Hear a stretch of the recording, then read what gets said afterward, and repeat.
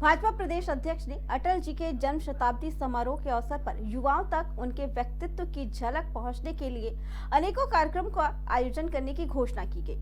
वहीं आज कानपुर नवीन मार्केट स्थित भाजपा कार्यालय में कानपुर बुंदेलखंड क्षेत्र के अध्यक्ष प्रकाश पाल ने कानपुर जिला उत्तर और दक्षिण अध्यक्षों के साथ एक प्रेस वार्ता में पत्रकारों से वार्ता करते हुए बताया कि भाजपा के राष्ट्रीय संस्थापक, भारत रत्न, पत्रकार, कवि और पूर्व प्रधानमंत्री दिवंगत अटल बिहारी वाजपेयी के जन्म शताब्दी समारोह के अवसर पर भाजपा अनेकों कार्यक्रमों का आयोजन करने जा रही है। इन कार्यक्रमों के माध्यम से आज की युवा पीढ़ी को उनके व्यक्तित्व और उन्नत जीवन चरित्र से परिचित करवाया जाएगा। उनके झंडीवास के अवसर पर बीते 25 दिसंबर को सुशासन दिवस के रूप में मनाते हुए भारत के राष्ट्रपति, उपराष्ट्रपति, राष्ट्रीय अध्यक्ष, प्रधानमंत्री ने इस मुहिम की शुरुआत की थी। उनके दूरदर्शिता के फलस्वरूप प्रधानमंत्री ग्रामीण सड़क योजना को हमारी सरकार मूर्त रूप दे रही है। हमने उनके जन्म दिवस के अवसर पर गांव-गांव चौपालों का आयोजन कर उनके जीवन चरित्र पर प्रकाश से लोगों को उससे परिचित कराया था। उनके जीवन काल में हमने अनसुने प्रसंगों और उनके लेख को भी सार्वजनिक करते हुए आज की पीढ़ी के सामने पेश किया जाएगा। भारतीय जनता पार्टी अपने संस्थापक राष्ट्रीय अध्यक्ष,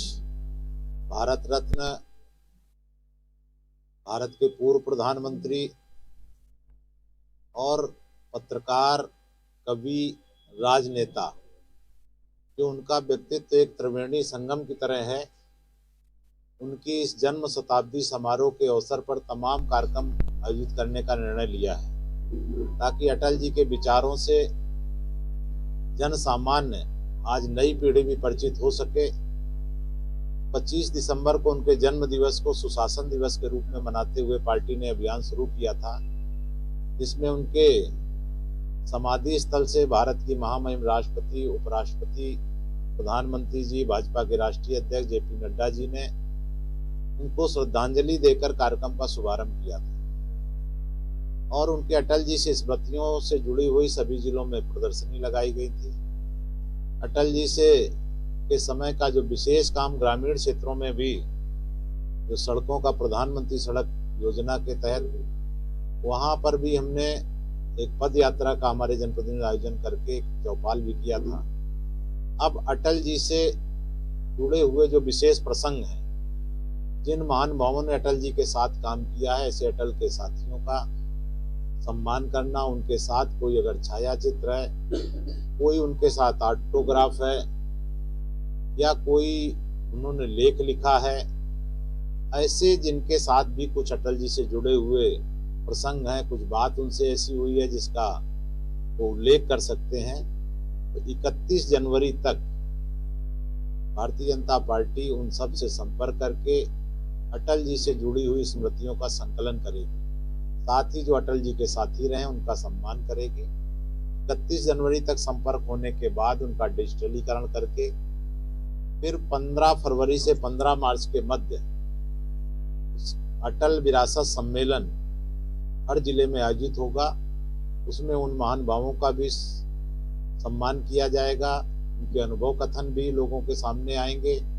साथ में प्रबुद्ध जन, अटल जी के चाहने वालों को बुलाकर वो डिजिटल जितने भी अटल जी से जुड़े प्रसंग रहेंगे उनका प्रदर्शन भी किया जाएगा और एकत्र करके जिलों जिलों से प्रदेश को भेजा जाएगा। प्रदेश के बाद वो राष्ट्रीय स्तर पर अटल जी की एक